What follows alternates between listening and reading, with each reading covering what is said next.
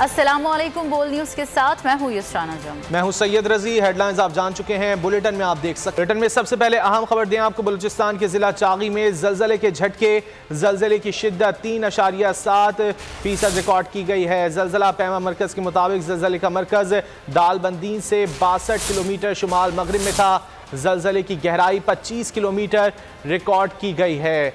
आपको अपडेट कर रहे हैं कि आजम अल्फत से तफसीलात जान लेते हैं। आजम अल्फत, तफसीलात से आगाह कीजिएगा। जी बिल्कुल, ये बलूचिस्तान का जिला चागी है। अब से थोड़ी देर कबल जिलजिले के झटके महसूस किए गए हैं। रेक्टर स्केल पे जिलजिले की शिद्दत 3.7% रिकॉर्ड की गई है। इसके साथ ये चागी में जिलजिले के जेर जमीन गहराई 25 किलोमीटर बताई जा रही है। जिला पैमान के मुताबिक ये जिला दालबंदीन से 62 किलोमीटर शुमाल मगरिब की जानिब ये और पाक ईरान बॉर्डर भी इससे मुंसलिक है, इस इलाके से। ताहम ये है कि अब तक किसी जानी नुकसान की या माली नुकसान की इतला मौसूल नहीं हुई। लोग कलमा तैयबा पढ़ के घरों से बाहर निकले। तमाम लोगों ने ये महसूस किया कि ज़िलज़िले के झटके महसूस किए जा रहे हैं। ताहम किसी जानी और माली नुकसान की अब तक बलूचिस्तान के जिला चागी में ज़लज़ले के झटके महसूस किए गए हैं। ज़लज़ले की शिद्दत 3.7 रिकॉर्ड की गई है। ज़लज़ला पैमा मरकज़ की जानिब से बताया गया। बहुत शुक्रिया आज़म उल्फत, आपने इस हवाले से अपडेट किया।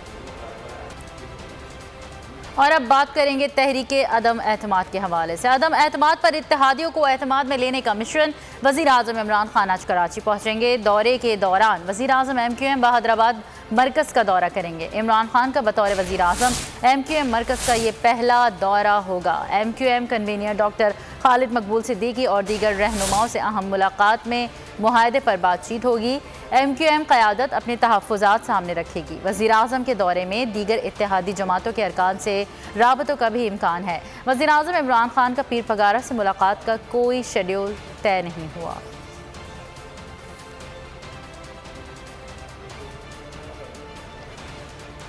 जमहूरी हमला कर दिया, अब वज़ीर आज़म के घबराने का वक्त आ गया। चेयरमैन पीपल्स पार्टी बिलावल भुट्टो जरदारी का डी चौक इस्लामाबाद में लॉन्ग मार्च के शुरका से खिताब। कहा, अवाम का समंदर इमरान खान से इक़्तिदार छीनने पहुँच गया। एहतजाज करके दुनिया को दिखा दिया अवाम का वज़ीर आज़म पुरएतमाद नहीं। आसिफ जरदारी का इमरान खान को सड़कों पर आने का चैलेंज।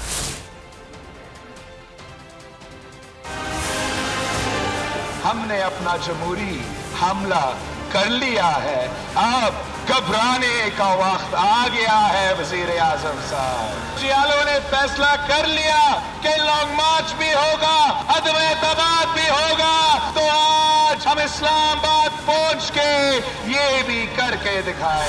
इंशाअल्लाह ताला इसको बहुत जल्द मैं बाहर निकालूंगा। ये जो कहता है कि मैं अगर सड़कों पे आ गया तो मैं आपके लिए बहुत खतरनाक हूँगा, मैं कहता हूँ बिस्मिल्लाह, आओ तो सही। अल्हम्दुलिल्लाह इंशाअल्लाह ये वक्त आ गया है कि अब इनको बाहर निकालेंगे हम सिलेक्टेड को माइनस सिलेक्टेड। अगर हमने इसको रहने दिया तो आने वाली नस्लें भी हमें नहीं माफ करेंगी, हमारी कब्रें भी हमें माफ नहीं करेंगी।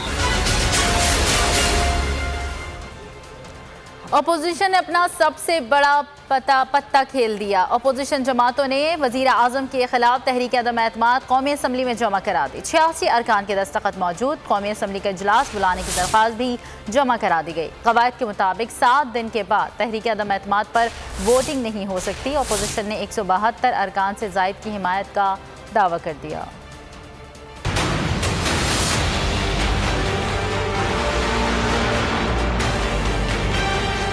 इंशाल्लाह हम उन्हें लाएंगे भी और उनसे 172 से ज्यादा वोट लेंगे। अब ये चाह रहे हैं कि मैं इनको फिगर्स बता दूं, नाम भी बता दूं। काफी दोस्त, सिर्फ हम बेजार नहीं है। जो असेंबली में बैठी हुई पार्टीज हैं, इनकी अपनी पार्टी बेजार है, इनके अपने दोस्त बेजार हैं। जब कुदरत अच्छा चाहती है ना तो फिर अच्छा होता रहता है। ये कुदरत का कमाल है। हमने बिस्मिल्लाह की, अल्लाह ने हमारी सुनी। हम पहले इस पॉइंट पे पहुंच चुके थे कि अब नो कॉन्फिडेंस करना है। आज का दिन हमने मुआज़्ज़फ़ समझा। अब भी हम माशाल्लाह सियासत के सारे बालिग लोग बैठे हुए हैं, नाबालिग एक ही है जिसको हम बाहर कर रहे हैं। ये इज्तिमाई फैसला ये होगा तमाम ऑपोजिशन पार्टीज का, और इसमें यकीनन हर पार्टी को पूरा हक है अपनी राय देने का, बात करने का। ये जो कायद है नवाज शरीफ राय पे करें तो एक मुशावरत से एक मुतफ़क़ा फैसला इंशाअल्लाह होगा। आपको नाउम्मीद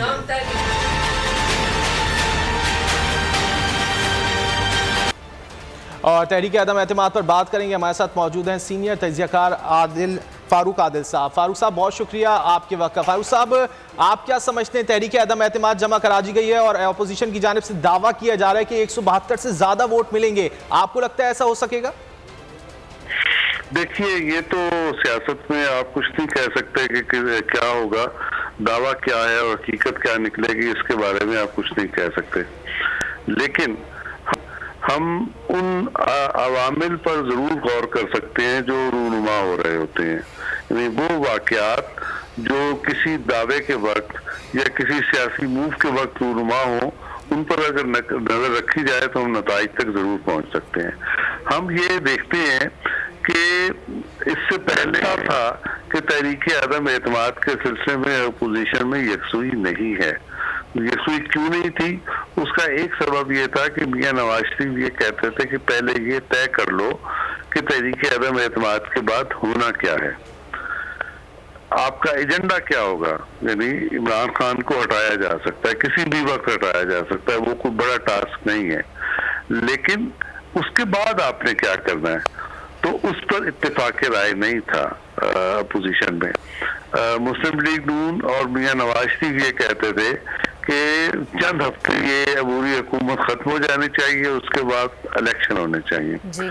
जबकि पीपल्स पार्टी के बारे में ख्याल ये था कि वो ये चाहती थी कि ये मुद्दत पूरी होनी चाहिए और इस मुद्दत के दौरान हुकूमत भी पीपल्स पार्टी की होनी चाहिए।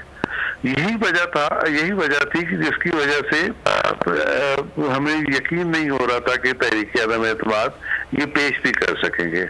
लेकिन आपने देखा कि बिलावल भुट्टो जरदारी ने एक इंटरव्यू में और एक तकरीर में ये ऐलान कर दिया कि अबूरी हुकूमत चंद हफ्तों की होगी, पाकिस्तान मुस्लिम लीग नून की होगी और उसका मैंडेट ये होगा कि इंतखाबी इस्लाहात करे और उससे फौरन बाद असम्बलियां तहरीर कर दे।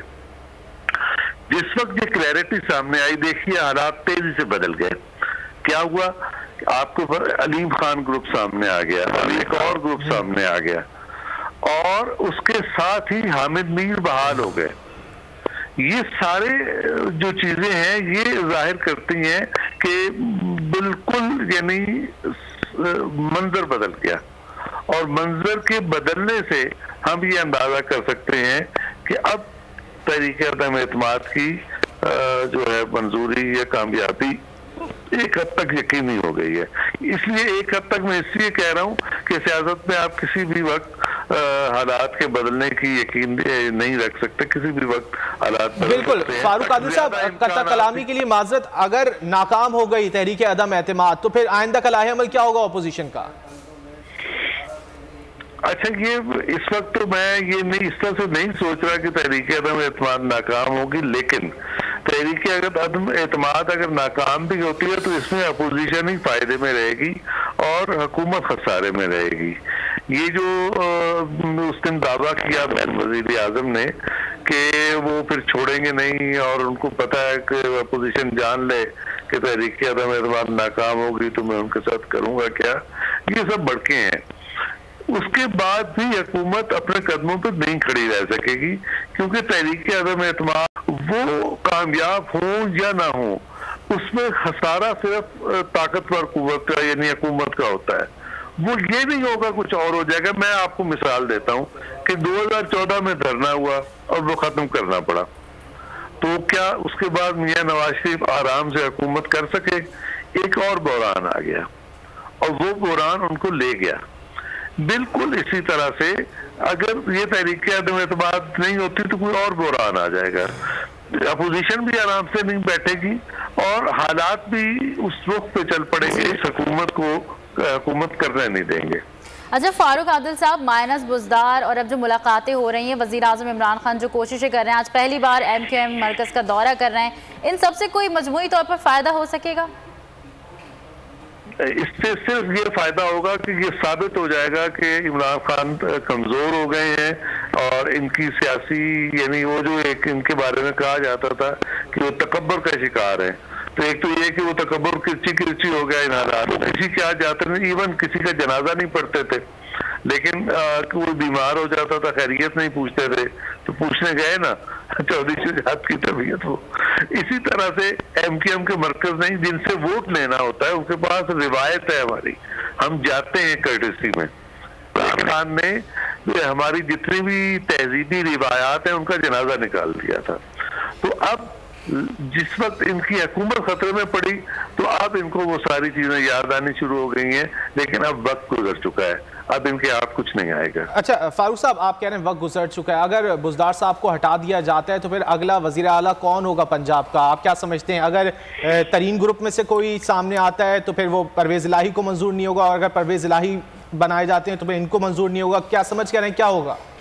मैं यही अर्ज कर रहा हूँ कि अब ये जो कुछ भी करें वक्त गुजर चुका है, अब सिर्फ तबाही होगी इनकी और कुछ नहीं होगा, क्योंकि इन्होंने बहुत ही यानी बुरे तरीके से हुकूमत की ना, दोस्तों को साथ नहीं रखा, जिन लोगों ने कुर्बानियां दी उनको जख्म लगाए, उनको तकलीफ दी, यानी उनका वो साथी जिसकी वजह से लाहौर का वो तारीखी जलसा हुआ, जिसकी वजह से इमरान खान सियासत की दुनिया में कदम रख सके, उसका फाइनेंसर कौन था? अलीम खान। अब आप उसको जेल भेजना चाहते थे, जहांगीर तरीन। जब आप इस तरह के काम करें और चाहे ये कि कोई ऐसा आदमी जो कल उनके सामने, यानी एतमाद अपनी जात पर नहीं था इनको, इनका ख्याल ये था कि जो कोई भी ताकतवर आदमी है अगर उसको खड़ा होने दिया तो उनकी कुर्सी खतरे में पड़ जाएगी, कुर्सी खतरे में पड़ जाएगी। बहुत शुक्रिया आदिल फारूक साहब बोल न्यूज़ को वक्त देने के लिए। सब्सक्राइब करें और बेल दबाएं ताकि कोई खबर रह न जाए।